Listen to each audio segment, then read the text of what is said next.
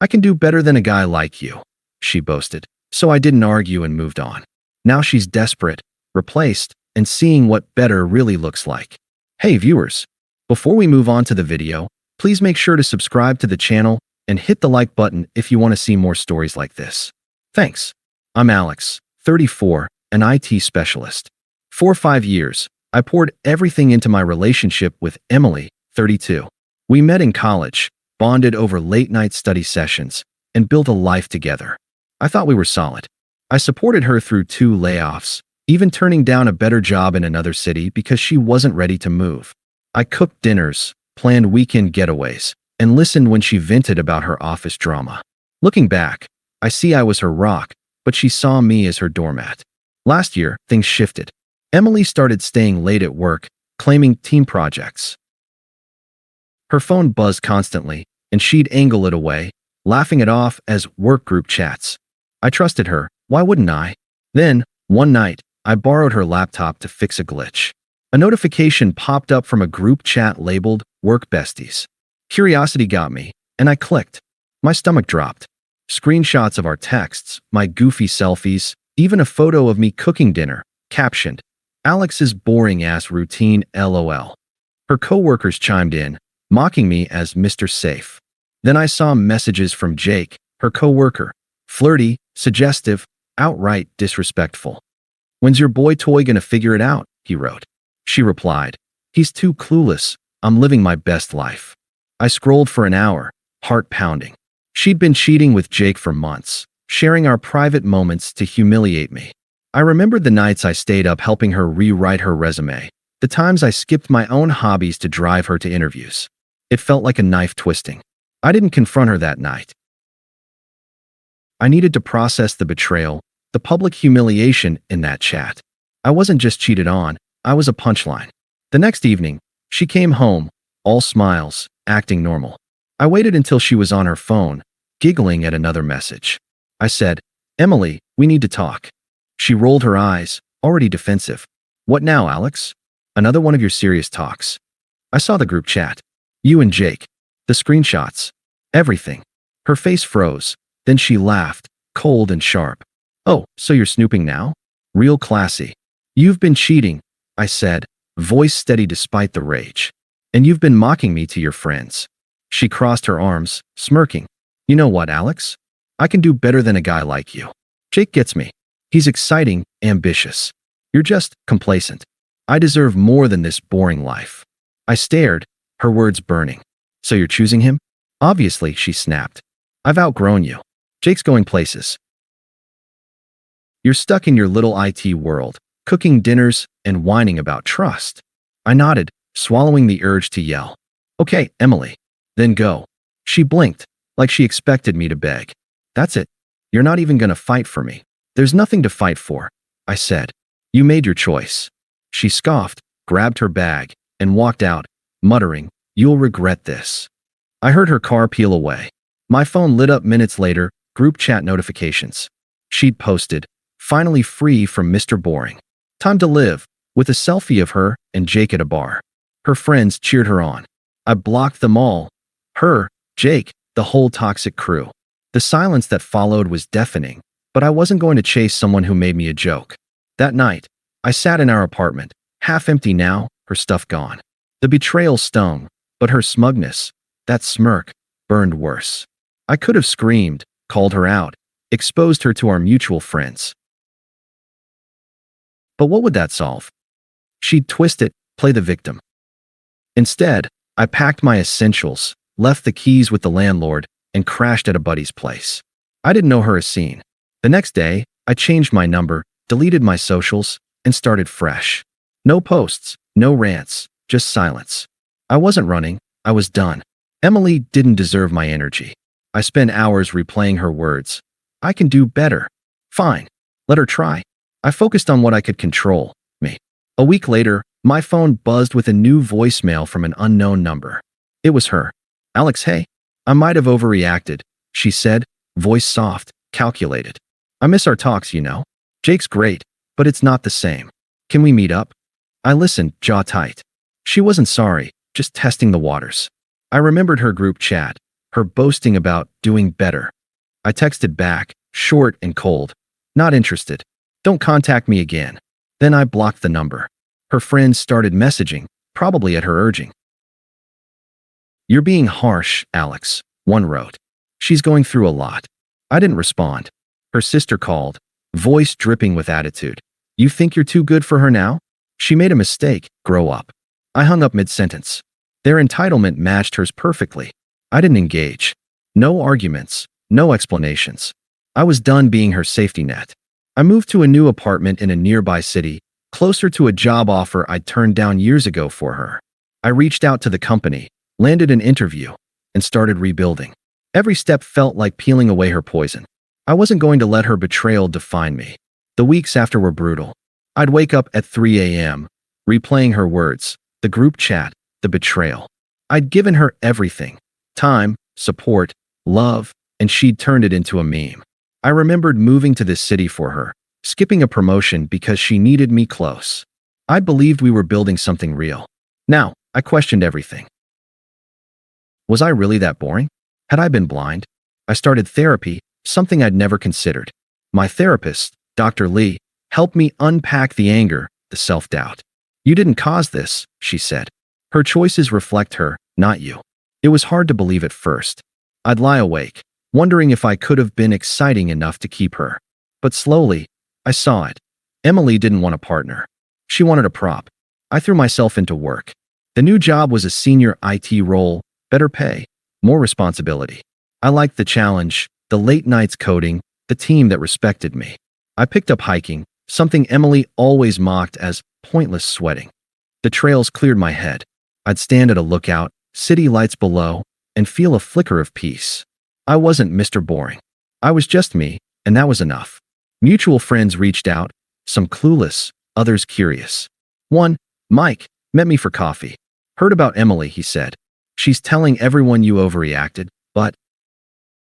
"Those screenshots? Messed up." I nodded, keeping it neutral. "It's done," I said. He hinted at her new life with Jake. Partying, spending big, posting constantly. I didn't care to hear more. I'd stopped checking her online. She was a ghost to me. Months passed. I met Sarah at a work conference. She was a graphic designer, warm, grounded, nothing like Emily's chaos. We clicked over bad conference coffee, laughing about shared nerdy interests. She didn't know my past, and I didn't unload it. For the first time, I felt light, unburdened. We started dating, slow and easy. She wasn't a rebound. She was a revelation. One night, Mike texted, "You hear about Emily and Jake?" I hadn't, but he spilled. Jake had been cheating on her with another coworker. The drama exploded at her office, screenshots leaked, ironic, right? And Emily was ostracized. She'd lost most of her work besties, and her performance tanked, risking her job. I felt a twinge of satisfaction, but not joy.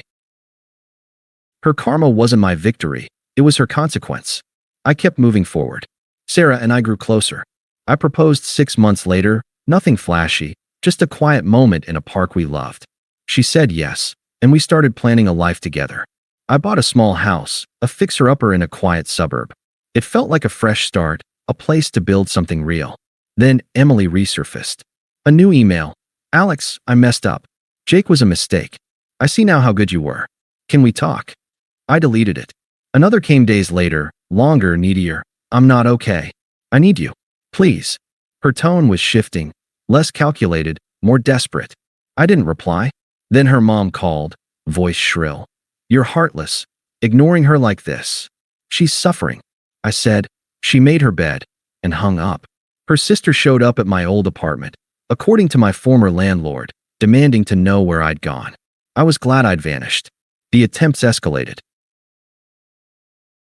A voicemail, her voice cracking. "Alex, I know I hurt you, but I'm drowning. You are my safe place. Please, just talk to me."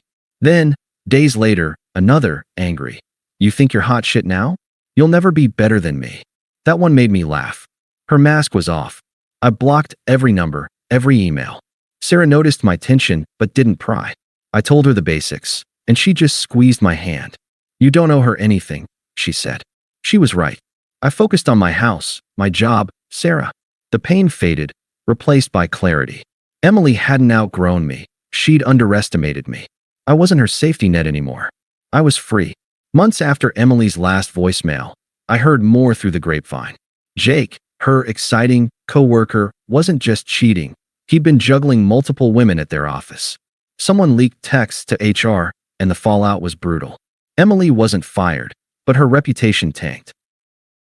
Her work besties' group chat went silent. Most of her friends ditched her, tired of her drama. Mike, our mutual friend, said she'd been demoted after her performance nosedived, too distracted by Jake's betrayal to focus. She'd post cryptic sob stories online, fishing for sympathy, but even her followers were over it. She was alone, unraveling, just as she'd left me. I didn't gloat. Her downfall wasn't my doing, it was hers. I'd spent too long rebuilding to care about her crash. Still, the irony wasn't lost on me. She'd mocked me as boring while chasing a guy who'd discard her like trash. Karma didn't need my help. It was already working overtime. Her attempts to reach me intensified. A new email slipped through before I blocked her latest account. Alex, I'm so sorry. Jake used me. I'm a mess. Can we just talk? Then another, days later, from a friend's account. I know I don't deserve it, but I need you. I was wrong about everything. Her family kept at it, too.